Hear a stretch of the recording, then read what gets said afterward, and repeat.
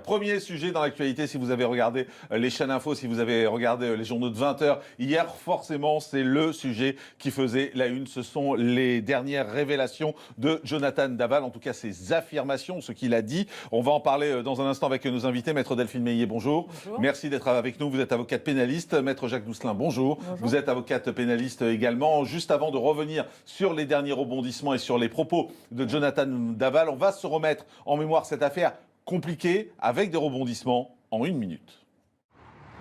Le 28 octobre 2017, vers midi et demi, Jonathan Daval informe la police que son épouse Alexia n'est pas revenue de son jogging. Des battues sont organisées, un appel à témoins est lancé. 2 jours plus tard, le corps de la jeune femme est retrouvé, calciné et dissimulé sous des branchages dans une forêt à quelques kilomètres du lieu d'habitation. L'autopsie est très claire, Alexia a été frappée et étranglée. Les hommages sont nombreux, sa famille se montre unie dans la douleur. Le 29 janvier, 3 mois après la disparition de la jeune femme, son mari Jonathan Daval est interpellé. Après 48 heures de garde à vue, il finit par craquer. Devant les enquêteurs, il reconnaît avoir étranglé son épouse. Jonathan Daval est mis en examen pour meurtre sur conjoint et il est depuis incarcéré dans l'unité psychiatrique de la maison d'arrêt de Dijon. L'enquête n'est pour autant pas terminée. De nombreuses questions restent en suspens. Jonathan Daval a-t-il bénéficié de complicité? Pourquoi le corps d'Alexia a-t-il été retrouvé calciné alors que l'informaticien de 34 ans nie l'avoir brûlé? Voilà, ça c'est toutes les questions qu'on se posait jusqu'à hier. Et puis hier, on a appris que Jonathan Daval avait fait de nouvelles révélations. Désormais, il dit que ce n'est pas lui qui a tué Alexia. Il accuse le beau-frère, il accuse également les parents finalement d'être au courant de ce qui s'est passé puisque ce meurtre aurait eu lieu dans la maison familiale. Les faits tels qu'il les a expliqués. Regardez. 3 mois de mensonges, des aveux et aujourd'hui coup de théâtre, Jonathan Daval se rétracte. Mis en examen pour le meurtre de son épouse Alexia, il a livré au juge une 3e version des faits. Ce n'est pas lui qui aurait étranglé la jeune femme. La version de Jonathan Daval est très claire, il n'a pas tué son épouse. Nouveau revirement, Jonathan Daval accuserait désormais sa belle-famille d'avoir scellé un pacte secret et viserait, selon l'Est républicain, son beau-frère Grégory Gay en particulier. Nouvelle ligne de défense ou piste sérieuse? Pour l'instant, les enquêteurs sont très prudents.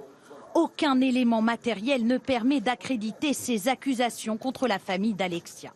Voilà donc pour les faits. Vous l'avez vu, ça faisait la une de l'actualité hier. Maître Delphine Meillet, d'abord, est-ce qu'on a raison de diffuser ces propos de Jonathan Daval? C'est-à-dire qu'à chaque fois qu'il fait une déclaration, ces déclarations se retrouvent dans la presse, ça fait des breaking news, ça fait des éditions spéciales, ça fait la une des 20h. Est-ce qu'on a raison finalement de suivre ça au quotidien ou est-ce que finalement on joue un peu le jeu de Jonathan Daval, le jeu des avocats? Il me semble que toute la presse suit cette affaire depuis le début. C'est une affaire qui intéresse tout le monde. On est aujourd'hui dans un sujet qui est devenu un sujet d'intérêt général, une instruction qui intéresse absolument tout le monde. Qu'est-ce que vous voulez que je vous dise? Oui, effectivement. C'est une instruction publique en fait. C'est une instruction judiciaire. Alors non, elle n'est pas publique. Oui. L'instruction judiciaire par nature est secrète, mais il y a évidemment des éléments qu'on peut divulguer, et d'ailleurs dans certains cas qu'on doit divulguer, puisque le procureur de la République fait parfois des conférences de presse pour faire état de l'avancement de la procédure. Donc là, en l'espèce, oui, c'est un sujet qui nous intéresse. Il y a un rebondissement tel dans cette affaire que oui, ça nous intéresse tous. Maître Doucelin, ça vous choque ou pas de voir que tous les médias se sont jetés sur ça hier et que ça ait fait l'ouverture? Parce que finalement, on ne sait pas si c'est vrai. On accuse quand même, malgré tout, on sait que c'est une affaire judiciaire compliquée, mais on est en train d'accuser des gens. On est en train d'accuser le beau-frère, on est en train de mettre en cause la belle-famille. C'est assez violent pour eux. Ah oui, on est rentré dans un drame familial avec tous les micros et les caméras possibles inimaginables. Alors ça me choque parce que je crois que ça gêne la manifestation de la vérité. La version qui est donnée par Jonathan Daval, donc, que nous savons par le biais des médias, on ne sait pas aujourd'hui si c'est une affabulation de quelqu'un qui tente toutes les dernières options ou si c'est une vérité. Et pour le savoir, un juge d'instruction, il a besoin de l'effet de surprise quand il convoque les gens dans son cabinet. Le secret de l'instruction, mon confrère le disait, il sert à quelque chose. Il sert à protéger les gens qui sont dans un dossier, autant les mises en cause que les victimes par ailleurs, parce qu'elles n'ont pas à être jetées forcément dans l'opprobre public, et elle sert aussi à protéger la manifestation de la vérité. Un juge d'instruction, quand il convoque quelqu'un, il a des éléments à son dossier qu'il manipule pendant l'interrogatoire de façon à faire révéler des choses. Et le fait de connaître à l'avance ce qu'il va demander à la famille, comme on l'a su hier, ça peut poser des problèmes. Et moi, ce qui me choque, c'est effectivement, le fait qu'on mette cette famille un peu au banc, parce que c'est quand même ça, et qu'en plus, on empêche peut-être une enquête d'arriver à son terme. C'est-à-dire qu'on a enlevé l'effet de surprise au juge. Le juge qui convoque la famille, il aurait pu tout à coup leur dire « alors je vais vous dire quelque chose, voilà ce qui a été déclaré ». Or là, la famille le sait, donc quand elle vient, elle sait ce qu'on va lui dire. Voilà, et c'est un vrai problème. Qu'elle soit coupable ou pas d'ailleurs. Exactement, mais il est possible que ce soit totalement une affabulation. Je n'en sais rien, on a des éléments, mais après tout, le dossier, comme disait mon confrère, il est public et il ne l'est pas. Donc on a quelques bribes, mais on n'a pas tout. Mais s'il y avait quelque chose à faire révéler dans cette audition, elle n'est plus possible, parce que la famille est au courant, c'est ce qui va se passer, c'est ce qui va être dit, et l'effet de surprise du juge d'instruction qui peut permettre à une révélation des choses est complètement anéanti. Maître Millet. Oui, alors il se trouve que la famille peut également utiliser la presse.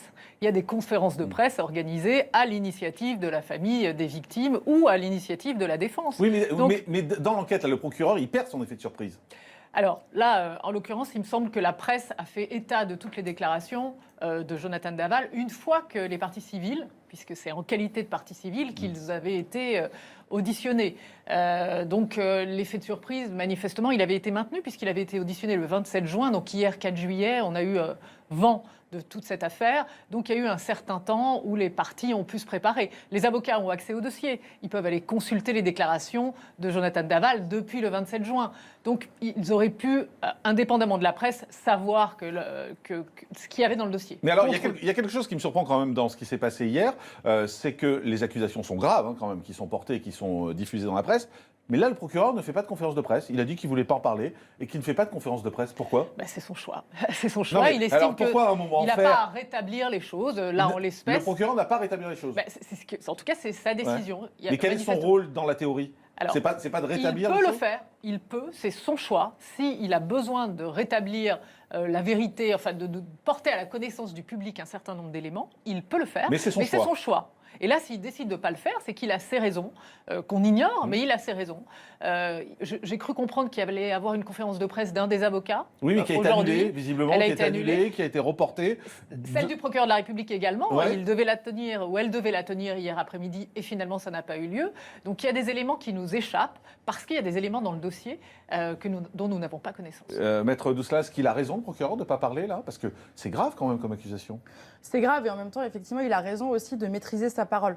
Le problème dans ce dossier, c'est qu'on constate qu'on parle beaucoup, et à tort et à travers, et les conférences de presse ont été annulées, tout simplement, j'ai l'impression, en tout cas, parce que les éléments avaient déjà été plus ou moins révélés dans la presse, et parce que les avocats avaient pris la parole un peu au fil de l'eau. Et je pense que le problème, alors sans remettre l'opprobre sur mon confrère de la Défense qui a déjà eu des problèmes, je pense qu'il ne faut pas toujours réagir, toujours répondre. La presse a des sollicitations, ce qui est parfaitement normal. L'avocat qui a été très modéré, là, l'avocat de la Défense, qui effectivement est dans une difficulté, parce qu'il y a tellement eu de paroles publiques qu'à un moment donné, ce revirement, il est compliqué aussi médiatiquement. Et il semblait être dépassé hier, parce que moi j'ai vu son interview, il disait mais il faut que je lise tout ce qui sort, tout ce qui est écrit. Enfin, il avait l'air un peu dépassé par ce qui se passait. Il est dépassé parce qu'on ne parle pas que, vous le disiez tout à l'heure, c'est un drame humain. Et l'humain, c'est pas un scénario médiatique. L'être humain, il a des rebondissements, des divergences, etc. Et les médias sont obligés de suivre aussi la psychologie de Jonathan Daval qui évolue au jour le jour. Et le procureur, je pense, maîtrise sa parole parce qu'à un moment donné, elle doit avoir du poids. Et pour qu'elle ait du poids, elle doit intervenir dans certains moments. Et encore une fois, une instruction, c'est secret. Le procureur de la République a le droit de révéler... C'est secret en théorie. En théorie, mais je tiens à cette théorie parce que je la crois importante. Et le procureur peut révéler l'importante, mais personne ne dit rien. Tout sort dans la presse, personne ne dit rien. Mais moi, les avocats, ils me font rire quand ils disent c'est important, c'est important l'instruction secrète. En même temps, plus rien n'est secret en France. Oui et non, parce qu'effectivement, il y a des choses... Si on prend la chronologie, depuis le 27 juin, il a tenu ses propos. Les propos sont versés. Il a été auditionné le 27 juin. Les PV d'audition sont versés à la procédure. Oui, par exemple, je crois c'est pas sorti avant Non, hier. d'accord, mais je pense que Grégory Gay, qui est le beau-frère, qui est accusé, n'a pas encore été entendu par le juge. Je crois qu'il n'a pas été entendu sur ces accusations précisément. Or, aujourd'hui, elles sont dans la presse, ces accusations. Mais il a peut-être été entendu hier.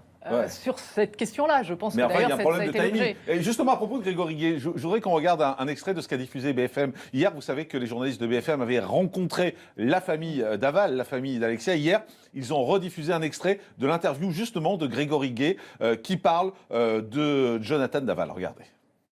C'est impressionnant comme mensonge. Il arrivait en pleurs à 11h le matin, mais quelques heures avant, il faisait sa petite tournée pour qu'on le voie en ville.